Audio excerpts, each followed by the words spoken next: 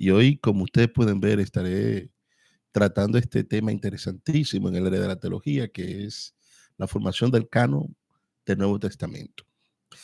En primer lugar, antes de entrar un poco en materia acerca de este interesantísimo tema, ¿verdad? Vamos a estar hablando acerca de qué significa la palabra canon, ¿verdad? Su contexto cultural en diferentes etapas, la historia del canon del Nuevo Testamento, cuáles características eh, los padres de la iglesia primitiva buscaban para poder decir cuál libro eh, o cuáles libros serán inspirados por Dios o canónicos y cómo se llevó de manera gradual. También en este video vamos a estar respondiendo quién fue el primero que creó un canon del Nuevo Testamento. Y es una sorpresa eso, ya que la persona que lo creó es una persona bien especial y puede ser especial de manera positiva o negativa. Así que lo mejor es que usted espere ahí a ver qué tal usted, usted asimila esto. ¿Ok? ¿Qué tal? Entonces usted puede ver y decir, ¿verdad? ¿Cómo ve esa persona? Si era una persona positiva o negativa. Es interesante que la palabra canon, desde un punto de vista etimológico, ¿verdad?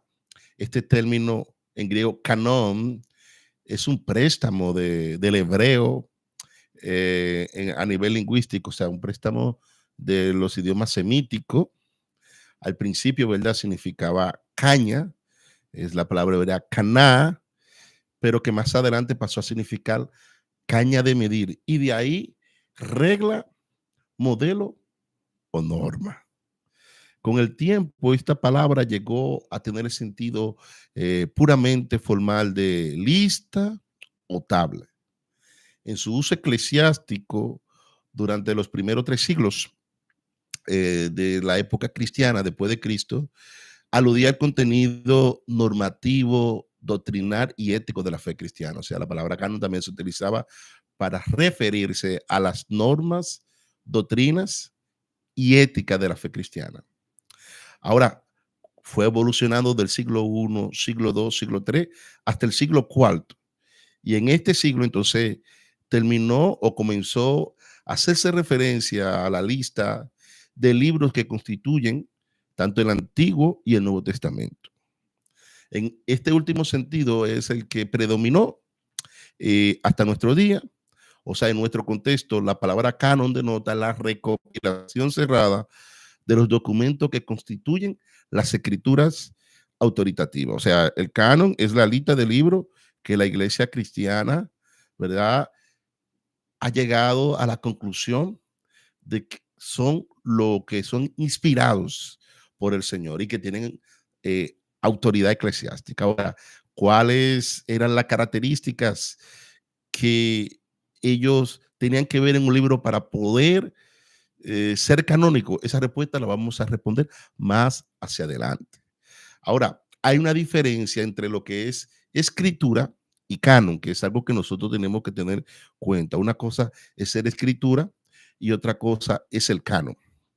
Algo que debemos tener en cuenta también es que el canon, ¿verdad?, que se estableció en el siglo III, siglo IV, pero fue un proceso gradual, paulatino, ¿verdad? No algo automático, ni al instante, ni instantáneo.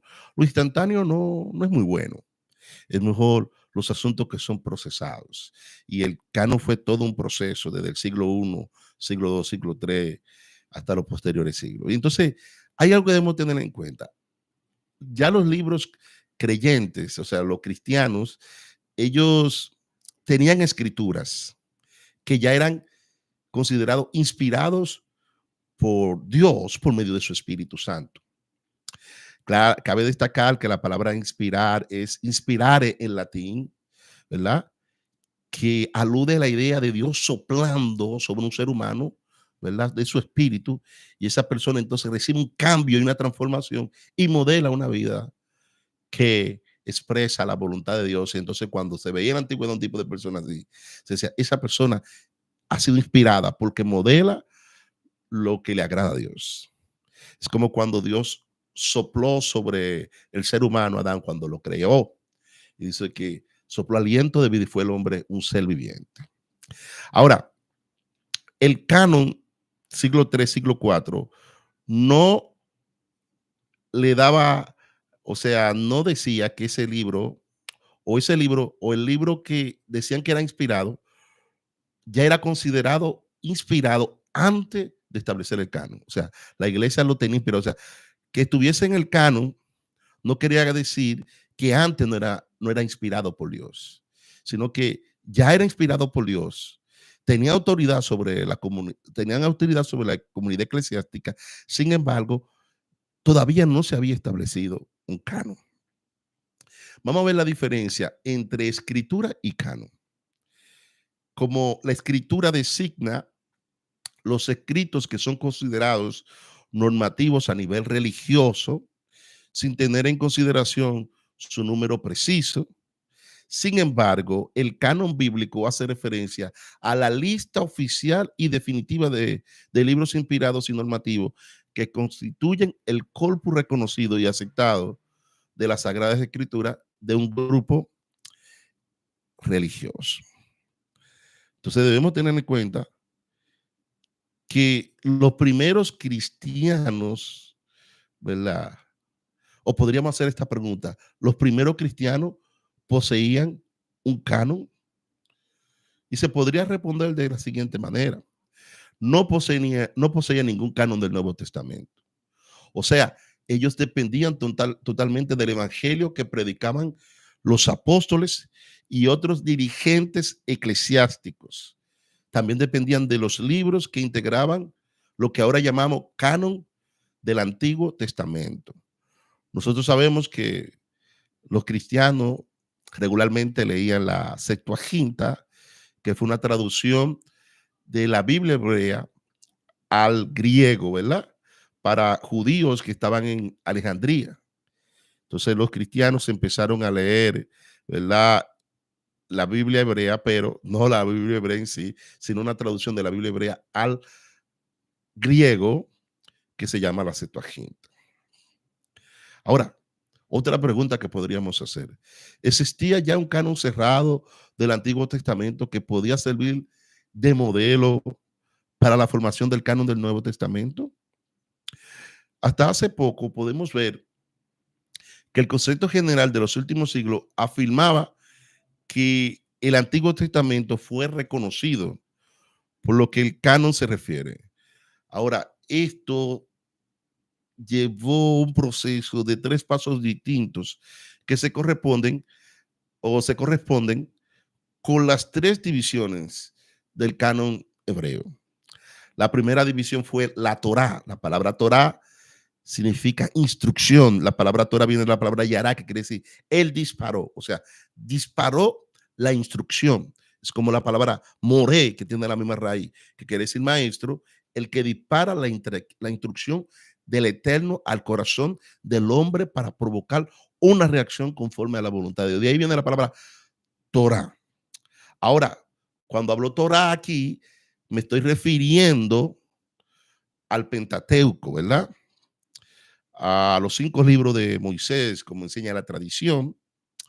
Estos 5 libros, el Pentateuco, la Torá, según algunos especialistas, adquirió su estatus canónico al final del siglo V antes de Cristo. Otro es los profetas, en hebreo, Neviín. Por eso la Biblia hebrea se llama Tanaj, que es un acróstico. Tenemos la T, Torá, la Nun o N, Neviín, que quiere decir los profetas. Estos escritos de los profetas lograron una categoría similar a la del Pentateuco hasta hacia finales del siglo II antes de Cristo. Y luego están los Ketubín o escritos que habrían de esperar hasta el concilio de Jafnia o Jafne a finales del siglo I. O sea, la iglesia cristiana primitiva se alimentaba de lo que nosotros los cristianos llamamos Antiguo Testamento. O sea, cuando el apóstol Pablo decía a su discípulo Timoteo, toda escritura es inspirada por Dios y útil para enseñar, para corregir, para instruir en justicia, con el fin de que el hombre sea enteramente preparado para toda buena obra. En ese momento no se estaba aludiendo al Nuevo Testamento porque todavía no estaba escrito, sino que se estaba aludiendo al Antiguo Testamento, que era la escritura que utilizaba la iglesia en ese entonces, la Septuaginta, claro está. Es interesante que el primero que inició a formar un canon del Nuevo Testamento, o sea, formar un canon no es lo mismo que escribir las escrituras. O sea, el primer libro escrito, si usted me escucha, tal vez usted va a decir, fue Mateo, porque lo ve en nuestro canon en ese orden: Mateo, Marcos, Lucas, Juan, Hechos, Romano. Sin embargo, el primer libro que se escribió del Nuevo Testamento, o sea, que se escribió literalmente, fue Primera de Tesalonicenses por el apóstol Pablo. Y te dirá, ¿y los cuatro evangelios? Los cuatro evangelios existían, pero de manera oral. O sea, los dichos de Jesús se estaban pasando de décadas en décadas de manera oral hasta que se escribieron. Sin embargo, el primer libro escrito no fue un libro, sino una carta que se llama Primera de Tesalonicenses por el apóstol Pablo. Ahora, ya habían escritos circulando en este tiempo al cual yo voy a aludir. Sin embargo, no había un canon formado. Y la primera de esta lista cerrada en llegar a nosotros, o sea, de canon, es la de Marción, que fue muy influenciado por el dualismo sirio. Marción era un apóstata, era un hereje que decía que el Dios del Antiguo Testamento no es el mismo Dios del Nuevo Testamento. Él decía que Jehová era un Dios malo, o Yahvé, como usted lo llame, un Dios que creó la humanidad, y Cristo Jesús vino a revelarnos al Dios Padre para liberarnos del Dios malo. Mire qué herejía. Y sabe que muchas personas piensan así. Hay personas que hablan de Jehová y del Padre como que si fuesen personas distintas. Tienen a veces una mentalidad marcionista. Podrían estar cayendo sin saber en una herejía de los primeros siglos. Marción entonces rechazó la totalidad del Antiguo Testamento y solo aceptó un evangelio.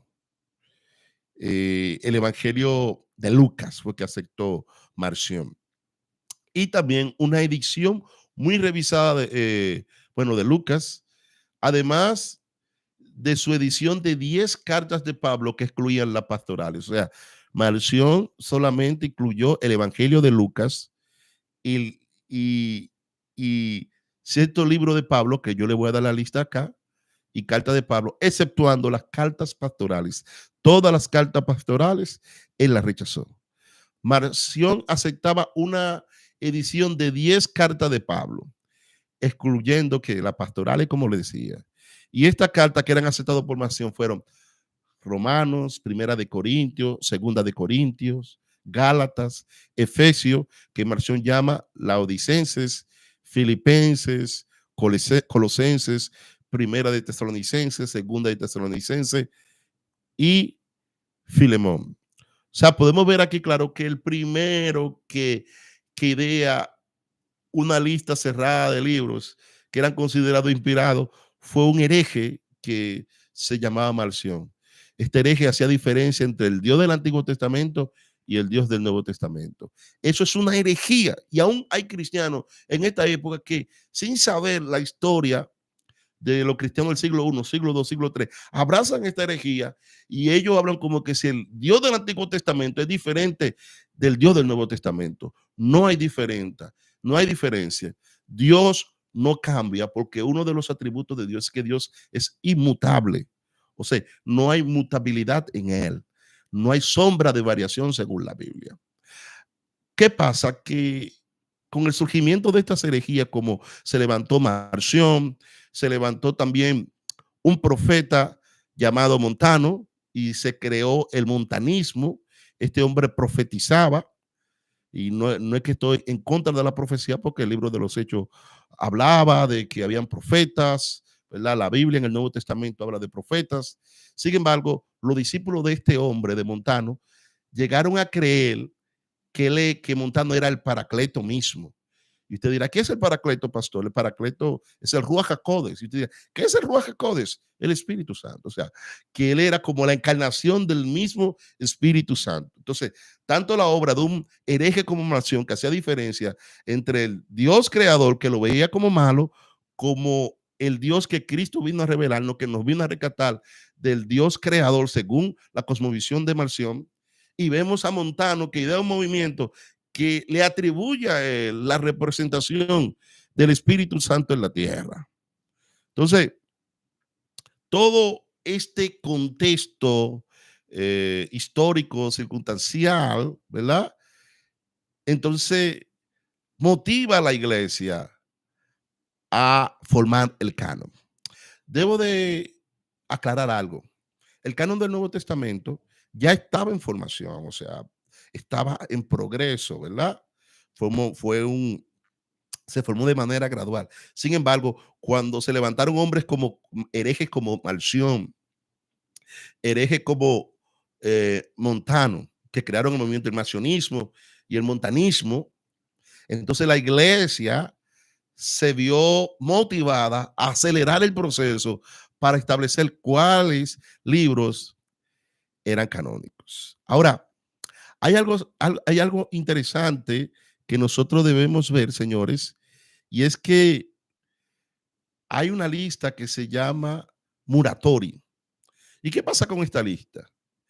Que esta lista constituye uno de los primeros intentos conocidos de establecer un canon del Nuevo Testamento veraz. Y en esta lista, que data del siglo II, ¿verdad? 200 años antes, después de Cristo, incluye la mayoría de los libros que hoy forman parte del Nuevo Testamento que tenemos, aunque también menciona algunos textos que no fueron finalmente aceptados por el canon oficial.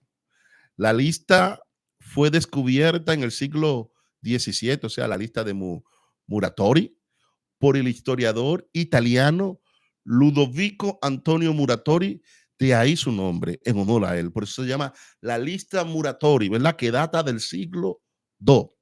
Esta lista es interesante porque refleja la idea de la gran iglesia reconociendo un canon del Nuevo Testamento que no era muy distinto al que nosotros tenemos en nuestros días. Ahora, yo voy a hablar acerca de algunos de los libros que aceptaba esta lista fragmentaria. Por ejemplo, de modo que Mateo y Marcos no aparecen porque como que se quemó, pero sin duda estos libros se presuponen. ¿Por qué? Porque alude a Lucas, que es el tercer evangelio en nuestro canon, como el tercer evangelio, y a Juan como el cuarto. En pocas palabras, si hay un cuarto y hay un tercero, hay un segundo y un primero. Y ese segundo es Marcos y ese primero es Mateo.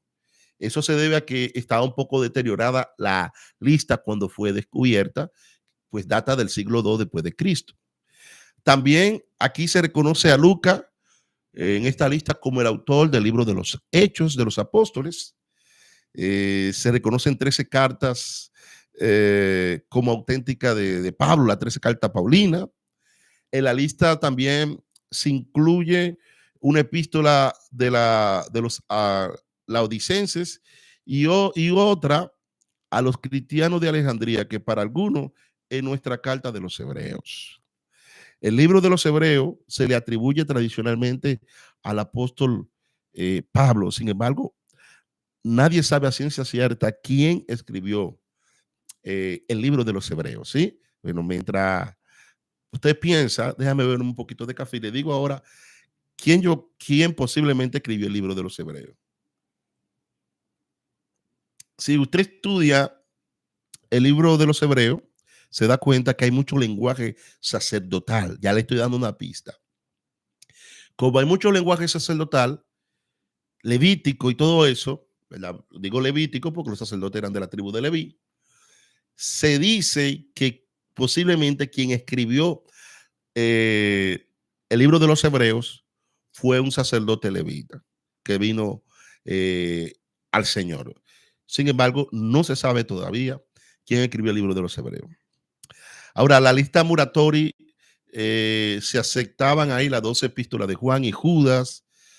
También allí se aceptan igualmente los apocalipsis atribuidos a Juan y a Pedro. O sea, había un apocalipsis, el apocalipsis de Juan que nosotros tenemos, y también hay un apocalipsis de Pedro que en esa lista también se aceptaba. Sin embargo, en la propia lista se admite que había cierta oposición a la lectura pública de estas últimas obras. Por ejemplo, uno de los últimos libros en ser canonizado del Nuevo Testamento es el libro del Apocalipsis. Y es porque la iglesia primitiva le chocaba mucho la cosmovisión del milenio, de cómo está detallado el milenio en el Apocalipsis, y por eso no era muy aceptada por todas las congregaciones que existían. Sin embargo, al final decidieron hacerlo canónico. ¿Ok? Otro libro que era considerado canónico acá en esta lista es El Pastor de Hermas, que se acepta para lectura privada, pero no pública. Señores, este estudio está abriendo muchas puertas, muchas inquietudes a personas, ¿verdad? Que tal vez no habían escuchado este tema. Hay una epístola que se llama, ¿verdad? El Pastor de Hermas, ¿verdad? En esta lista de Muratori se aceptaba su lectura privada, pero no pública. Por tratarse, se explica aquí, de una composición reciente, o sea, era muy reciente, y por tal razón no podía entrar de manera como autoritativa, como las cartas apostólicas, como los 4 evangelios. Ahora, los escritos gnósticos, marcionistas, que acabé de hablar con ustedes, y los montanistas, son todos rechazados. Esto es un avance. O sea, tanto los escritos gnósticos como los montanistas, o sea, el montanismo eran personas que seguían un movimiento que creían que su líder montano era el Paracleto, era el Espíritu Santo. Y los marcionistas eran personas que seguían un movimiento que enseñaban que el Dios del Antiguo Testamento y el Dios del Nuevo Testamento eran diferentes. ¿Ok? Entonces, tanto el montanismo como el marcionismo fue rechazado de manera totalitaria en el siglo II. Entonces, vimos aquí la especialista de un canon, ¿verdad? De la lista Muratori. Ahora, Eusebio de Cesarea, que vivió alrededor del año 260 al 340 después de Cristo, él hace una clasificación del canon del Nuevo Testamento. Y él, ¿verdad? Se sirve de una clasificación tripartita. O sea, sus ideas fueron de mucha influencia por los padres alejandrinos Clemente y Orígenes. Entonces, en su exposición de canon, él veía y hacía una lista, por ejemplo, cuáles libros eran homologumena, que eso significa libros totalmente reconocidos. Segundo, los libros que eran cuestionados. Y tercero, los libros redactados por herejes en el nombre de los apóstoles. Podríamos decir seudónimos. Libros que eran víctimas de la práctica de la pseudonimia. ¿Qué quiere decir eso? Pseudo quiere decir falso, nombre. Entonces, eran personas que escribían un libro y agarraban un nombre famoso de algún apóstol, de algún creyente de renombre, y decían que esa persona era el autor para que su obra era aceptada. Entonces, vamos a ver el primer renglón. Los libros reconocidos de la clasificación de Eusebio de Cesarea en el 260 al 340 después de Cristo. En esta categoría, Eusebio incluye a los 4 evangelios, o sea, Mateo, Marco, Lucas y Juan. Incluye el libro de los Hechos, 14 epístolas paulinas, incluye a Hebreos, aunque es consciente que la iglesia de Roma no creía que fuera un documento paulino, como yo establecí. Dije anteriormente, posiblemente el escritor de los Hebreos fue un sacerdote, ¿verdad?, judío que se convirtió al cristianismo. Estos libros reconocidos también está Primera de Pedro, Primera de Juan, y según parece, aunque en cierta reserva, con cierta reserva, como dije, el libro del Apocalipsis. Recuerda que el libro del Apocalipsis fue uno de los últimos libros en ser canonizado por la iglesia. Ahora, ¿cuáles eran los libros antilegomena? O sea, los libros cuestionados. Eusebio subdivide los libros cuestionados en el grupos de lo que son generalmente aceptados, por ejemplo, generalmente aceptados, Santiago, Judas, segunda de Pedro y segunda y tercera de Juan. Posiblemente Judas estuvo más o menos entre los posiblemente aceptados porque menciona un libro apócrifo, menciona, de esto profetizó Enoch, ¿verdad? Menciona a Enoch. Y ahora lo que no son auténticamente los hechos de Pablo, que no pasaron el canon, ¿verdad? Gracias a Dios. El pastor de Hermas, que se podía leer en la lista de Muratori de manera privada, pero no pública. El Apocalipsis de Pedro, que no pasó el filtro para ser canónico. La epístola de Bernabé. Esta epístola yo la estoy leyendo porque Clemente de Alejandría, que fue una influencia en los primeros siglos del cristianismo, la consideraba inspirada. Claro está, yo no la considero inspirada, sino que la estoy leyendo para conocimiento académico. La Didaje y quizá también el libro de Apocalipsis, entre los libros cuestionados. Ahora, los libros que fueron redactados por herejes en el nombre de los apóstoles, ¿verdad? Que usaban la práctica de la pseudonimia, pero rechazado por aquellos que Eusebio considera ortodoxo, la tercera categoría que comprende los escritos claramente heréticos, incluye evangelios como los de Pedro y Tomás. O sea, Eusebio lo consideró heréticos, los hechos de Andrés y Juan y escritos similares. O sea, estos libros que yo le estoy hablando a ustedes, señores, son libros que circulaban en las comunidades cristianas y muchas comunidades cristianas lo leían. Al final fueron siendo sacados. Ahora, podemos ver que el Evangelio, el libro de los Hechos, las 13 epístolas paulinas, primera de Pedro, primera de Juan, fueron universalmente aceptados desde muy temprano. La mayor parte del resto del perfil del canon neotestamentario estaba ya establecido para el tiempo de Eusebio. Ahora, con esto voy a cerrar, señores. ¿Cuál es la primera lista donde están los 27 libros del Nuevo Testamento como nosotros lo vemos?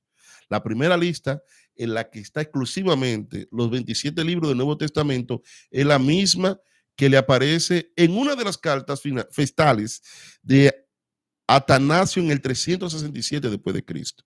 Sin duda descriptiva, no meramente, sin duda, disculpen, prescriptiva y no meramente descriptiva para la iglesia de Alejandría.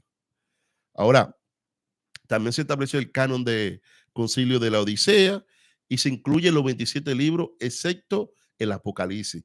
El Apocalipsis todavía en el 363 después de Cristo, había tela de juicio con aceptarlo o no. Sin embargo, la evidencia de los manuscritos sugiere que este canon podría haber sido añadido con posteridad, aunque muy probablemente durante el mismo siglo.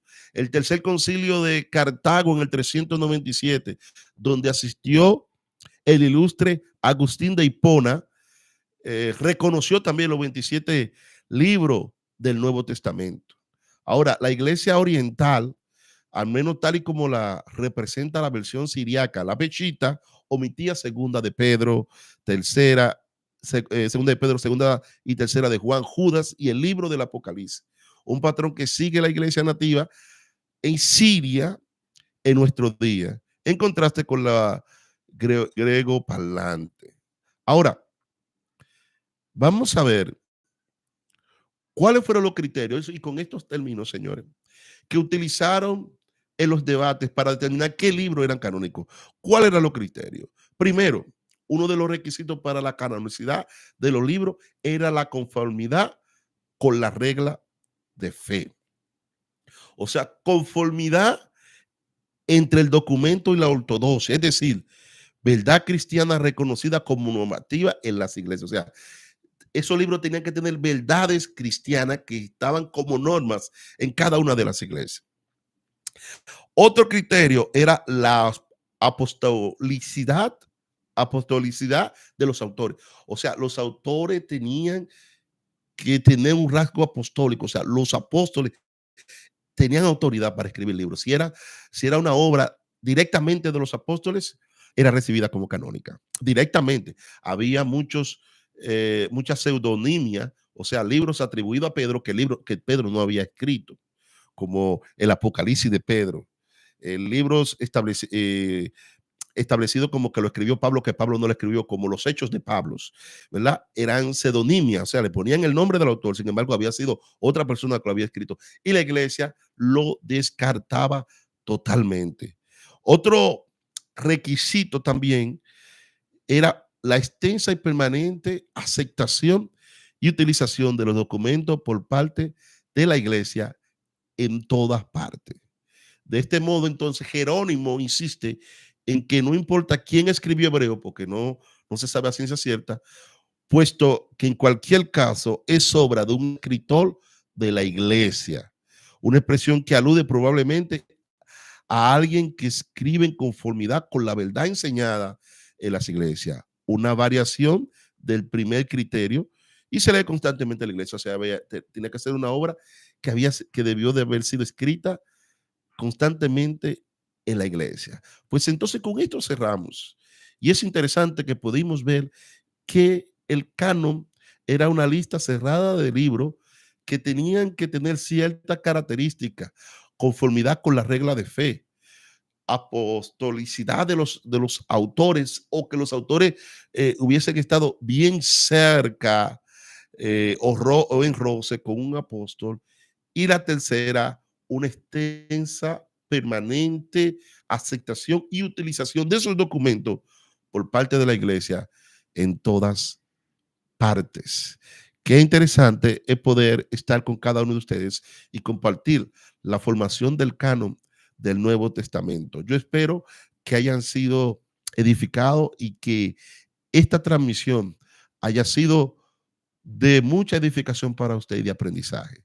Si le gustó el contenido, dele a me gusta, comparta y suscríbase a este canal para poder seguir transmitiendo material como este. Pues gracias por estar conmigo. Dios le bendiga y que Dios le guarde.